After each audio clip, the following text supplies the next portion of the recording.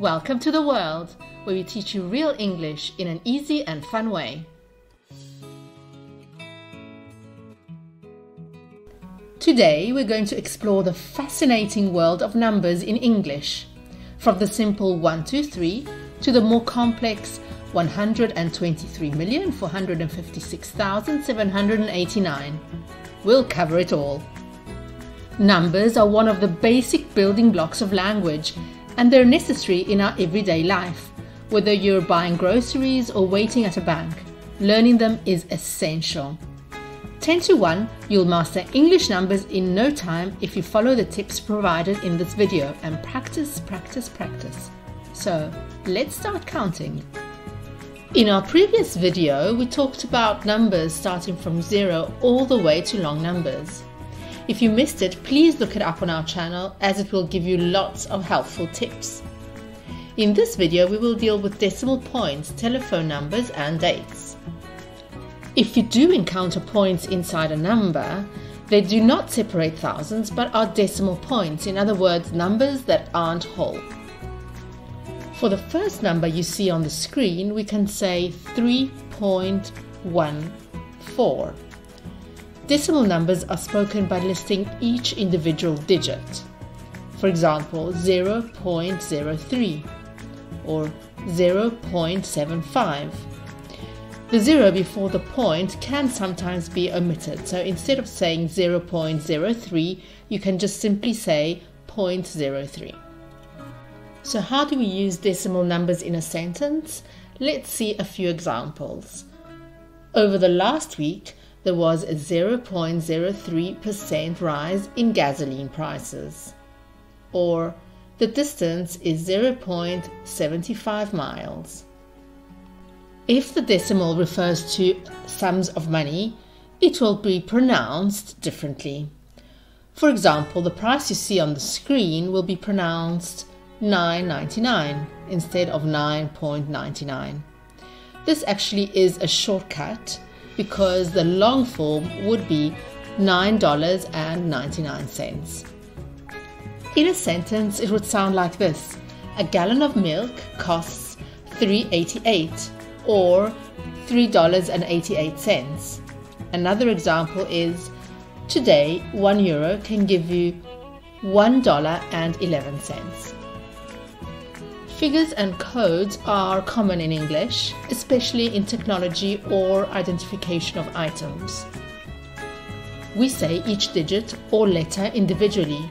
For example, the code for this product is 5621G/H.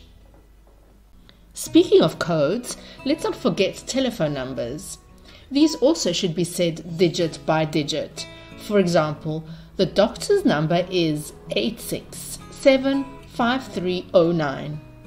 For clarity and ease of understanding, you should actually break it down into groups of 2 or 3. So for example, 8675309. As we said in part 1 of this video, for Special Agent 007, if you have two numbers which are the same, you should say double. For example, 011 38 35 447. When we say dates in English, we use ordinal numbers. So for 1st of January, we don't say the cardinal number 1, but we say 1st. Or for 20, we say the 20th. And remember, we say the before the number, followed by of. For example, it's the 1st of January. It's also possible to invert the month and day. For example, it's January 1st. In this case, you don't need to say the and of. There is a difference in the order of indicating the date and the month between American and British English. In American English, it's common to put the month first, followed by the date. For example, we would say December 25th, 2019. While in British English, the same date is the 25th of December 2019. So be careful when you write a date. Depending who you're writing to, you may need to write the month, just to be clear. So how do you say the year? There are actually two ways to say the year in English.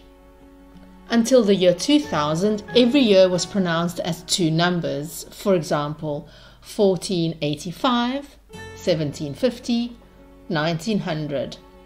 For the first years of previous centuries, we add O, for example, 1801. While for the first 10 years of the 21st century, we use the word thousand, for example, 2000 or 2006. From the year 2010 onwards, you can say two numbers again, for example, 2012. However, some people continue to use thousand and say 2012. If you want to practice saying numbers in English, even if you are a beginner, here are some fun ways to practice numbers in English. For example, the memory cards game. Write the digit on one side and the corresponding word on the other. Then lay out the cards with the digit facing up. So you can say the number out loud and then flip it to check if you're right. When reading a newspaper, you can highlight any number you come across and say it out loud, and then you can confirm if you're right. You could also create a timeline of the significant events in your life on a long paper roll. You could use photos or illustrations to mark the occasions. Then, instead of writing the years in numerals, you can write them in words. And there you have it, the secrets of saying numbers in English. That's it for today's video. We hope you enjoyed it and we hope you learned something useful. Write in the comments if you find most difficult to say or to understand numbers. Remember, mastering a language is all about practice and perseverance. So keep practicing, keep learning, and don't be afraid to make mistakes.